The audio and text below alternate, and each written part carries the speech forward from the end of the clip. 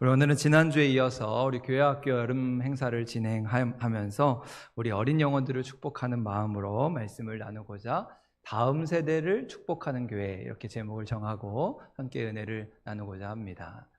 어느 목사님이 교인 가정에 신방을 하게 됐습니다. 그리고 신방을 끝나고 다음 집으로 가려고 하는데 그 신방을 받은 그 집의 집사님도 신방 대원이어서 급하게 정리를 하고 함께 신방을 따라가려고 했습니다. 그런데 그 집에 3살짜리 어린 막내가 엄마를 따라가겠다고 막무가내로 떼를 쓰는 겁니다. 엄마랑 같이 갈래? 엄마 따라갈래? 막 큰 소리로 울면서 울기 시작했습니다. 알고 보니까 그 아이가 그 집의 막둥이였습니다. 첫째 아이는 중3짜리 아이가 있었는데 큰 아이 중3짜리 아이에게 막내를 맡기고 빨리 신방을 다녀오려고 했던 것이죠. 그런데 이 누뚱이 막내가 그걸 못 참고 막 떼를 쓰면서 울게 된 것입니다.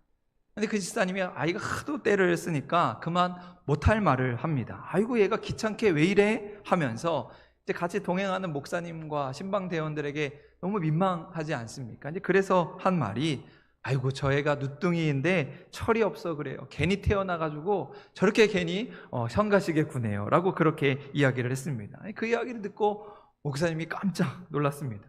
아니 건방 말씀을 듣고 신방을 마쳤는데 그래서 목사님이 안 되겠다 다시 신방을 해야겠다라고 해서 그 집에 다시 들어가서 아니 집사님 지금 무슨 말씀을 하시는 겁니까? 만약에 저 어린아이가 그 말을 알아듣는다면 얼마나 기가 막히겠습니까? 그리고는 목사님이 다시 말씀을 읽고 예배를 드렸습니다. 그랬더니 그 집사님이 잘못했다 눈물로 회개하면서 함께 예배를 드리게 되었습니다.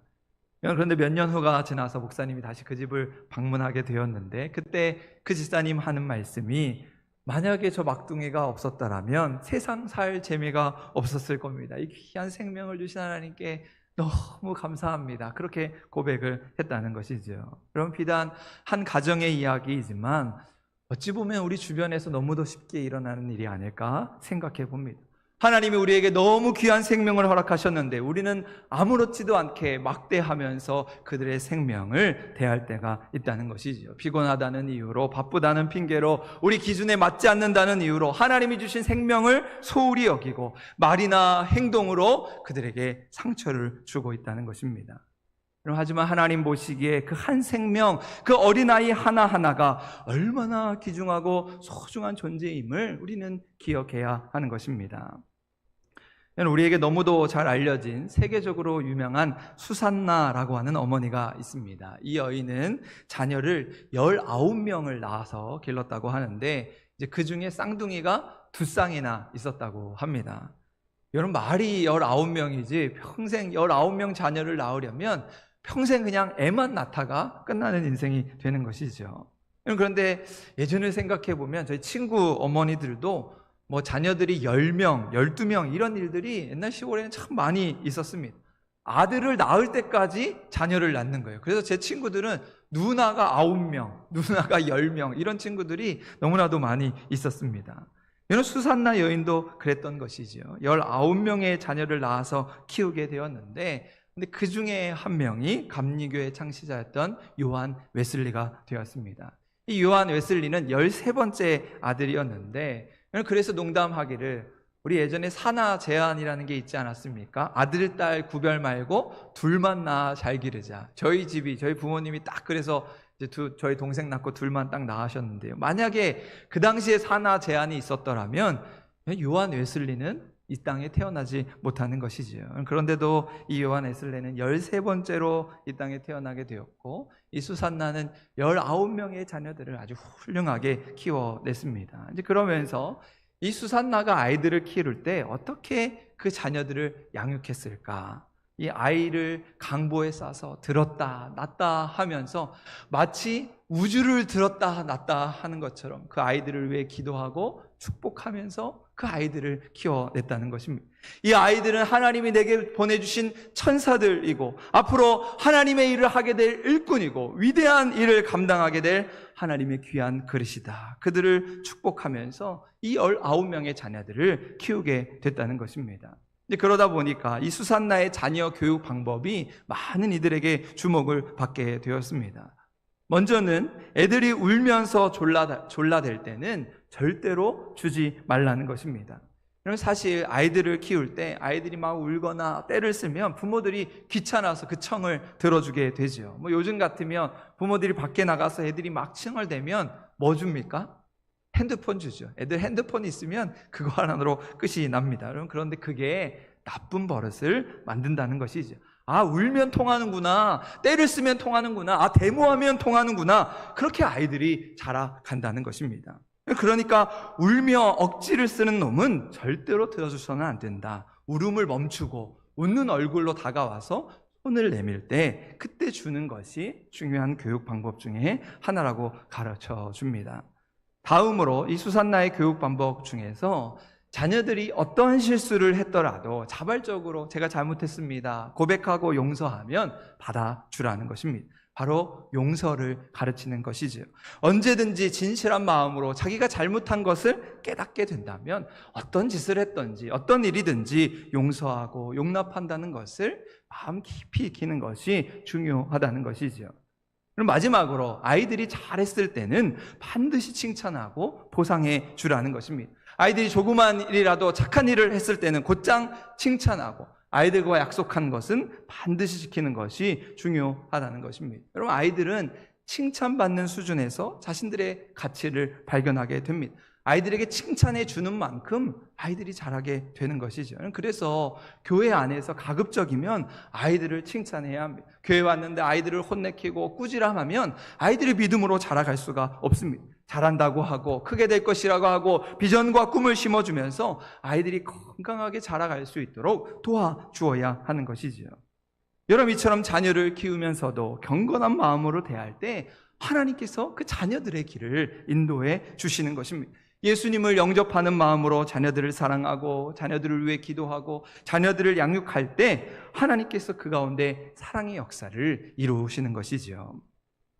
여러분, 오늘 우리가 함께 읽은 본문의 말씀은 예수님께서 어린아이들을 축복하시는 장면을 전해주고 있습니다. 어느 날 부모들이 자기의 자녀들을 예수님께 데리고 와서 오늘 말씀에 보면 만져주심을 바랬다, 그렇게 말씀하고 있습니다. 아마 우리식으로 하면 머리를 쓰다듬으면서 마치 안수하여 기도하듯이 축복해 주시기를 부탁하지 않았을까 생각해 봅니다. 여러분, 그런데 만약 예수님이 오늘 우리 한사랑교회 오늘 지금 당장 이 자리에 오신다면 그럼 어떠한 일이 벌어질까요?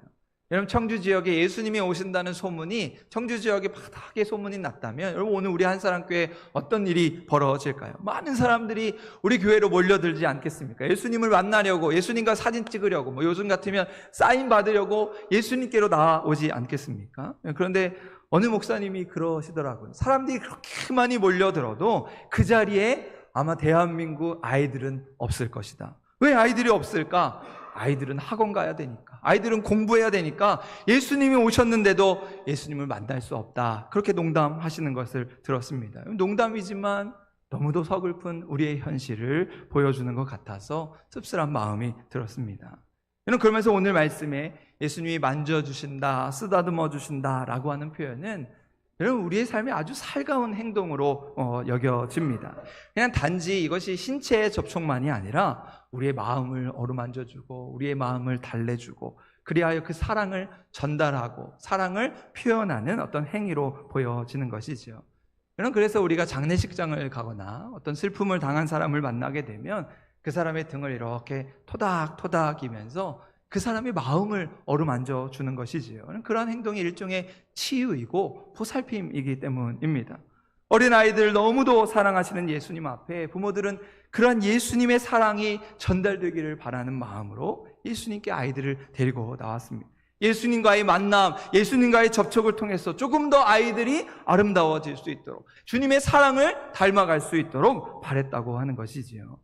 여러분, 그런데 오늘 말씀에 보면 아이들이 예수님께 나아가는데 뜻밖의 장벽을 만나게 됩니다. 바로 예수님의 제자들입니다. 예수님의 제자들이 아이들이 예수님께 나오는 것을 가로막고 꾸짖고 있었다는 것입니다. 그럼 제자들이 왜 그랬을까요? 지금 예수님이 어른들 만나고 산상수훈의 말씀을 전해주시고 기적을 행하시면서 큰 일을 행하셔야 하는데 아이들 만나서 축복하는 그런 사소하고 사적인 부탁을 해서는 안 된다. 그러면서 아이들을 가로막고 선 것입니다. 제자들에게 있어서 예수님이 아이들을 축복하시는 일은 그거 별로 중요하지 않다, 하찮은 일이다, 귀찮은 일이다 여겼다는 것입니다. 그런데 예수님은 그런 제자들을 보고 크게 역정하시며 하시는 말씀이 14절에 소개가 됩니다. 14절 말씀인데요, 화면을 보시고 같이 한번 읽겠습니다. 시작. 예수께서 보시고 노하시어 이르시되 어린아이들이 내게 오는 것을 용납하고 금하지 말라. 하나님의 나라가 이런 자의 것이니라. 예수님께서는 제자들의 태도에 단호하게 반응하셨습니다. 이건 단지 화를 내신 것을 넘어서 그 하나님의 마음을 거스르는 행동에 대한 거룩한 분노를 표출하신 것이죠. 어린아이들을 무시하고 그들이 예수님께 나오는 것을 막는 일, 그것은 하나님 나라의 원리를 몰랐던 제자들의 어리석음이었습니다. 제가 예전에 한 교회를 방문해서 아주 참 감동을 받은 일이 있습니다. 그 교회는 그렇게 크지 않은, 예배당에 이렇게 한눈에 들어오는 그런 작은 공동체였는데, 그러다 보니까 그 교회는 교회학교 예배가 따로 없고 아주 꼬맹이부터 어른들까지 온 세대가 연합해서 주일날 한 자리에서 예배를 드렸습니다. 여러분, 그러면 아이들이 그렇게 예배를 함께 드리면 여러분 예배 분위기가 어떨까요? 예배를 드리는 1시간 동안 여러분 아이들이 가만히 있을까요? 아이들은 움직이기 마련입니다. 그러면 이제 소리가 나게 되고 어른들에게 이 예배를 드리는데 방해가 될 때가 있습니다. 여러분, 그때 그러면 가장 불편한 사람이 누구일까? 바로 그 아이들의 부모들입니다. 그럼 부모들이 예배를 드리는 내내 아이들을 다그칩니다. 조용히 해라, 가만히 있어라, 야단을 칩니다. 여러분, 그러면 그때 목사님이 이제 설교 중에서 이제 그러한 부모들을 향해서 그 교회, 작은 교회 목사님이 이렇게 이야기하셨습니다. 가만히 두세요. 아이들은 떠들어야 아이들입니다. 교회에서 아이들의 떠드는 소리가 그치는 순간 교회는 생명력을 잃습니다. 어른들이 좀 참고 이해해 주시기 바랍니다. 그렇게 말씀을 하시고는 설교를 이어가셨습니다. 제가 그 이야기를 듣는데 큰 감동을 받았습니다. 여러분, 보통 목사님들은 설교 중에 아이들이 돌아다니거나 아이들이 떠들면 인상을 쓰지요. 그리고 조용히 하도록 시키게 됩니다. 그러면 이제 큰 교회에는 부목사님들이나 안내자들이 아이들을 데리고 나갔다가 다시 들어왔다가 막 안절부절이 되지요. 여러분, 저도 설교를 하는 입장에서 보면 가끔 이렇게 설교 중에 아이들의 소리가 나면 신경에 쓰입니다. 그런데 제가 신경에 쓰이는 것보다 더 중요한 것은 저 아이들이 지금 하나님의 교회 안에서 말씀을 듣고 있다는 사실입니다. 여러분, 아이들이니까 당연히 소리가 나지요. 당연히 움직입니다. 그러나 그것을 우리가 용납하고 저들을 축복할 때 저들이 하나님의 교회 안에서, 말씀 안에서 믿음으로 자라나게 되는 것이지요.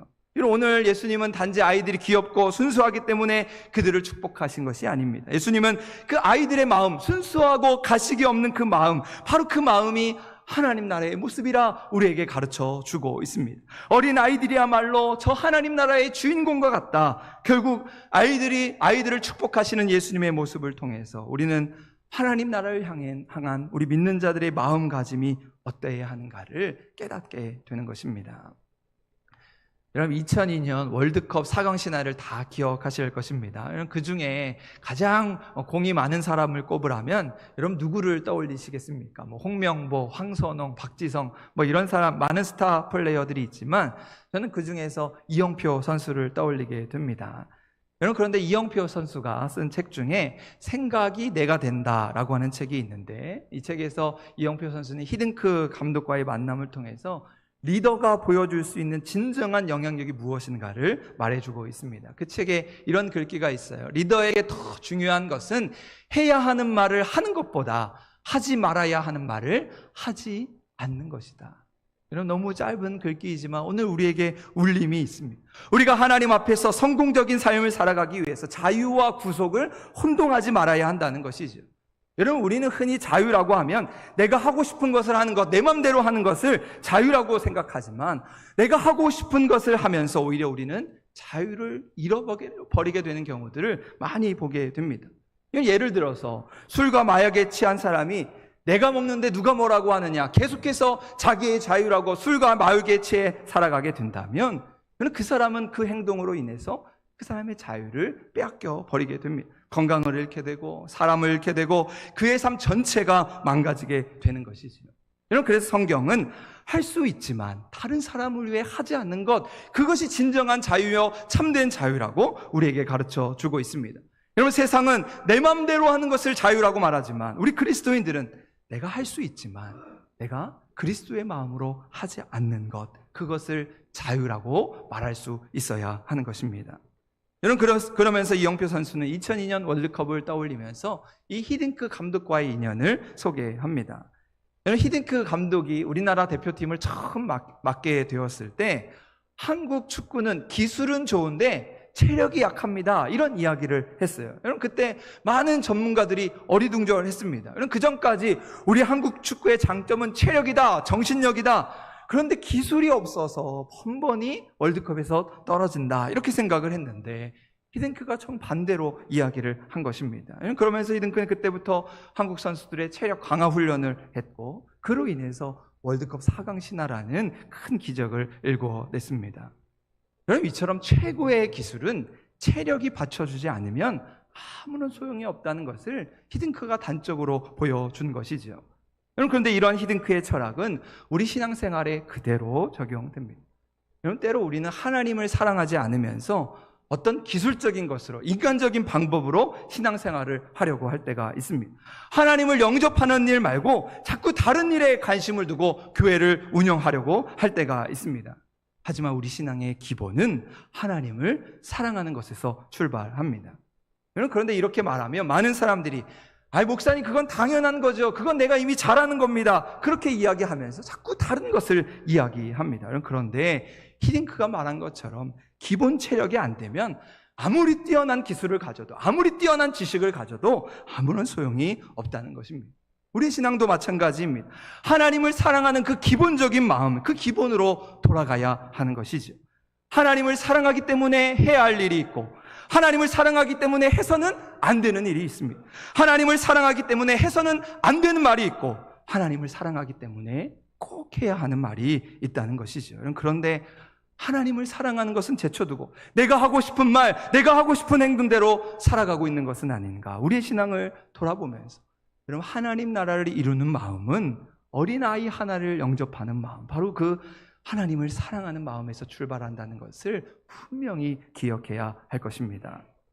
여러분, 우리가 예수님을 믿는다고 하면서, 교회를 다닌다고 하면서 우리의 마음이 경직되고 다른 이들을 판단하고 다른 이들을 정죄하고 다른 이들을 배척하는 데 익숙해졌다면 우리는 어디선가 잘못된 길을 걷고 있는 것이 분명한 것이지. 천진하고 순수한 어린아이와 같은 마음을 잃어버린 이들이 자꾸만 신앙의 자리에서 권위를 앞세우고 목소리를 높이고 있다면 우리는 다시 예수님의 마음을 돌아보아야 할 것입니다.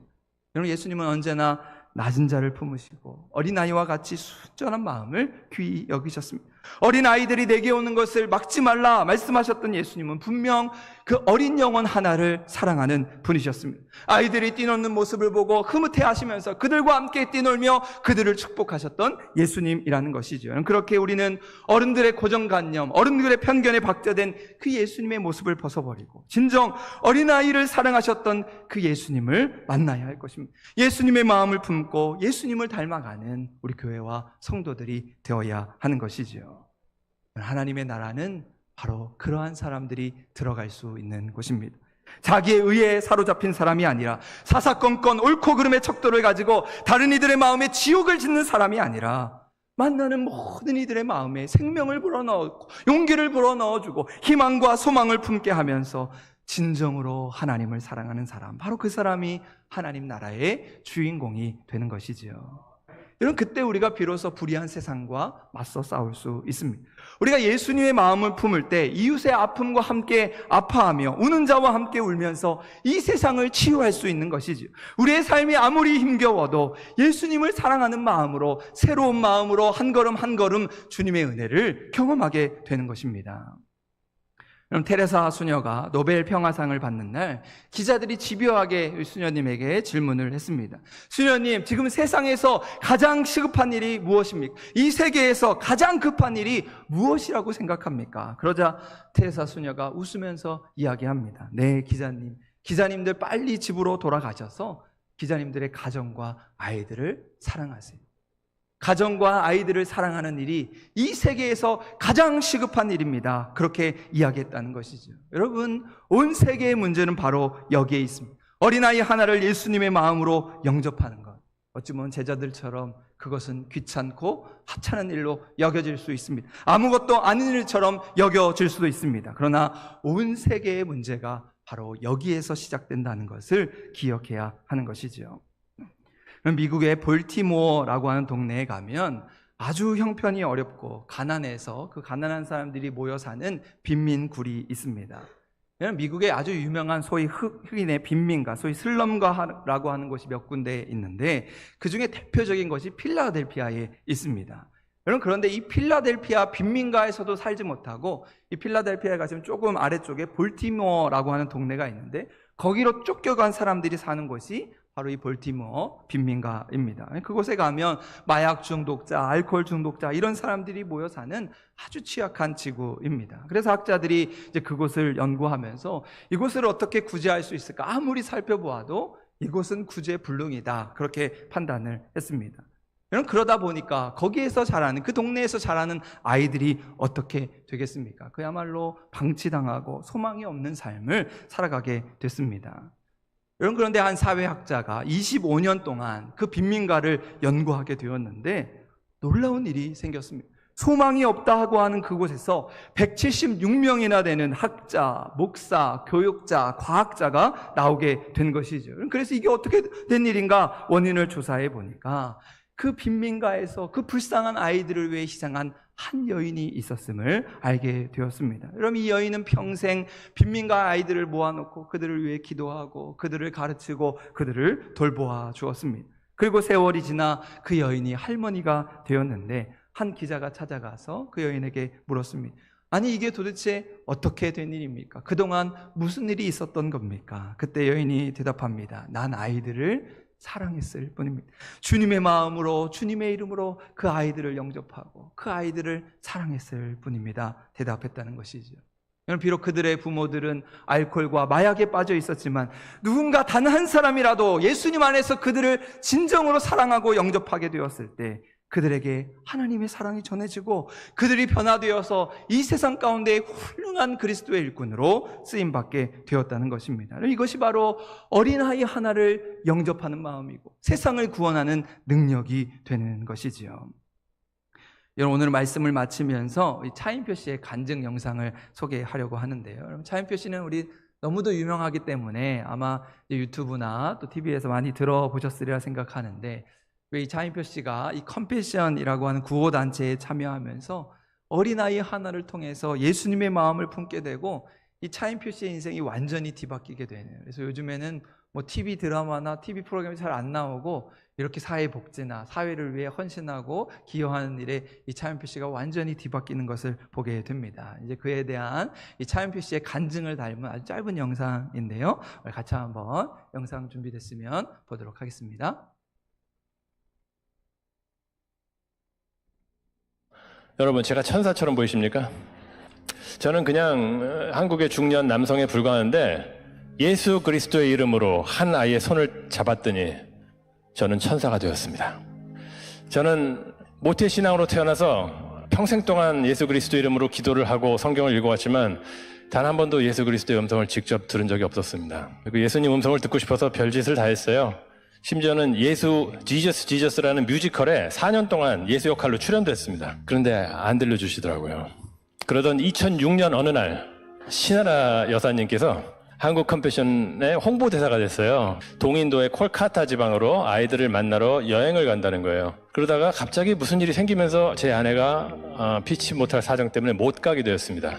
이미 자원봉사자들과 함께 컴패션 여행을 가기로 해놓고 저희 아내가 빠지는 바람에 저에게 대신 부탁을 했어요. 대신 가달라고. 가기 싫어서 막 이렇게 변명하고 하다가 결국 이제 끌려가듯이 가게 됐습니다. 가면서 그 컴패션 다른 자원봉사자들과 함께 이렇게 막 얼굴 섞이는 게 싫어갖고 저는 혼자 1등석을 타고 갔습니다. 봉사 가면서 1등석을 타고 텅 빈 자리에 나 혼자 타고 왕처럼 갔습니다. 그런 강팍한 마음을 가지고 인도에 도착하고 또 버스를 갈아타고 한 서너 시간을 달려서 저 시골 교회 컴패션 프로젝트에 도착했습니다. 가는 도중에 저를 인솔해서 간 컴패션의 목사님, 서정인 목사님이 이런 부탁을 했어요. 차인표 씨, 인표 씨가 지금부터 만날 아이들은 이 세상에서 제일 가난하고 보잘것없는 아이들입니다. 이 아이들을 만나시면 아이들을 좀 꼭 안아주십시오. 안아주시고 너희들은 귀한 존재다. 사랑받기 위해서 태어났다. 내가 너희들을 사랑한다. 라고 한마디만 좀 해주십시오. 뭐 그거는 충분히 할 수 있죠. 누구나. 나도 그렇게 해야 되겠다라고 생각을 했습니다. 교회 앞에 수백 명의 아이들이 저희를 반기려고 서 있었어요. 다 흰옷을 입긴 했는데 다 구겨지고 더러워진 흰옷이었습니다. 그 앞에 줄 앞에 있는 아이가 제가 다가가니까 한 6, 7살쯤 된 인도 남자아이인데 저한테 먼저 이렇게 손을 내밀었습니다. 그리고 저는 그 아이가 내민 손을 딱 맞잡았습니다. 제가 그 아이의 손을 딱 잡는 그 순간 예수님께서 제가 수십 년 동안 그렇게 그 음성을 듣고 싶고 찾아 헤맸던 그 예수님께서 그 아이를 통해서 저에게 음성을 들려주시기 시작했습니다. 인표야, 잘 왔다. 내가 너를 여기서 기다리고 있었어. 이 아이 옆에서 너를 기다리고 있었어. 내가 너를 사랑한다. 너는 나의 사랑을 받기 위해서 이 세상에 태어났단다. 제가 이 아이를 만나면 해주려고 했던 그 말을 이 아이를 통해서 예수님께서 저에게 그대로 해주셨습니다. 저는 예수님을 찾아서 1등석을 타고 무대 위에서 헤매고 있는 동안에 예수님께서는 이 가난하고 보잘것없는 아이 옆에서 저를 기다리고 계셨습니다. 마음이 가난한 자는 복이 있나니 그가 천국을 볼 것이며, 저는 그날 예수님의 음성을 들었습니다. 그리고 저의 인생이 달라졌습니다. 여러분, 제가 천사처럼 보이십니까? 저는 그냥 여기까지입니다. 네.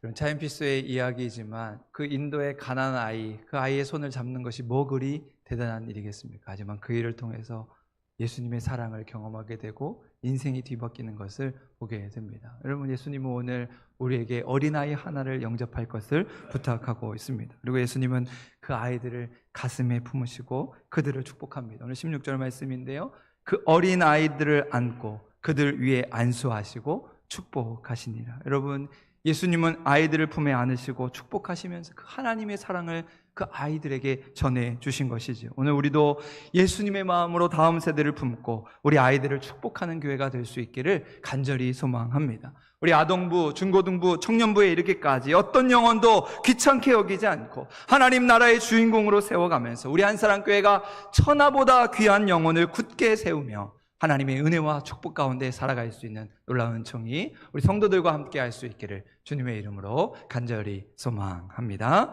우리 오늘